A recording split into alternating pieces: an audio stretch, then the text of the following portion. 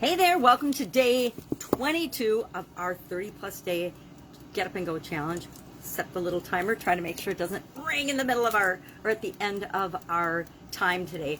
Today, day 4, we're talking about the P, I already put my soap down, the P with respect to relationships. Remember, we've got the 9 areas and aspects of our life: physical, mental, emotional, spiritual, financial, relationships, contribution, and communication and confidence. I added in April of this year to the challenge because I think that they're foundational, important issues that we add and talk about. And we will go through the whole SOAP framework with respect to both of the, well, all of the remaining ones after today. Starting tomorrow, we will go through, and I'm not going to tell you which one. It's just going to be a surprise. Or maybe I'll tell you at the end of the day so that you can think about the aspect or the area that you want to go through the SOAP framework with and think about as we're going through an example that I'll share from my life. So today, relationship progress. How do we know if we're making progress in terms of moving toward what we want or away from what we want? Remember, the whole purpose of a change or challenge is to take us from where we are right now, looking at the situation and the story of it, to where we really want to be. What's our desired outcome? Have you noticed that everything starts with knowing what you want? If we don't know what we want, we don't make any moves, we don't make any progress, we don't make any or take any action at all, and we can't even see what the possibilities are if we don't know where we're going. So are we moving toward the thing we want, or are we moving away from it? Am I moving toward the enemy related relationships I want, or am I moving away from them? If I'm getting more enemies, and it's not even a matter of the number of relationships, it's the quality and the feeling that's associated with those relationships. So am I creating fewer or being less bothered by, or even not noticing enemy, competitor, hater type relationships, or are they still bothering me? I guess that's how I would like to measure, since last round through the framework we talked about, well, how do you measure? How do you know? But what I do is I like to set up, and our tool for today is processes, procedures, systems, routines, habits, rituals, methods, whatever you want to call it.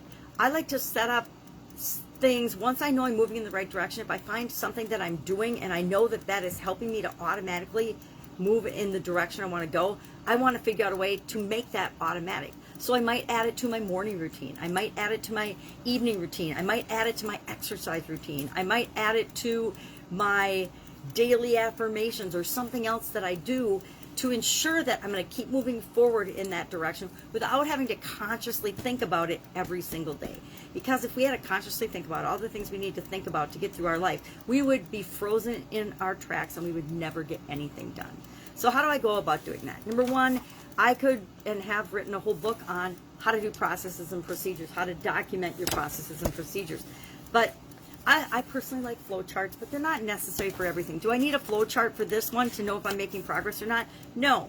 One of the things I did as possible options, and as I was brainstorming, was I went on Amazon and I looked up and I found a book called Crucial Conversations. And Crucial Conversations are like conversations with difficult people, or difficult conversations that we're having with people. So I bought the book, it came the next day, and I started reading it. Now, in order to make it automatic that I continue to work on this and this aspect of dealing with difficult people, I actually schedule in my schedule. I went to my schedule and I looked at, well, when can I fit in this book? And so I made it so I've got a block of time that I can, for the next 10 days, read 20 or so pages of this book with my magnifying glass or my enlarger to get the material out of that book and to learn something that will continue to help me for the rest of my life, because it's actually a communication skill. So it's a foundational skill that won't just help my relationships be better, it will help anything in my life be better, right? It'll help me to have more confidence, it will help me to be more mentally and emotionally able to handle challenging situations. So my challenge and our action item today for you is to figure out what is a way that you could incorporate something with respect to your relationships to make it a routine, a ritual, a habit. It's like Friday night date night. If you want to improve the relationship with your significant other, hey, every Friday night or whatever night, every Tuesday night, we go out on a date, just the two of us. It's like if you want to improve the relationship with your children and you've got more than one child, pick a day of the week or an evening or an afternoon or some time during your week, each week that you spend with each of your children individually. Why? Because kids need attention, just like significant others need attention. We all, human beings, need attention. We thrive on it and we want it. So what are some ways, or what is a way, based on the action that you took yesterday, that you could create a process or a system or a habit out of something that will not guarantee, but will pretty much ensure that if you do a little bit of it on a routine, consistent basis, you will continue to move toward the result that you want.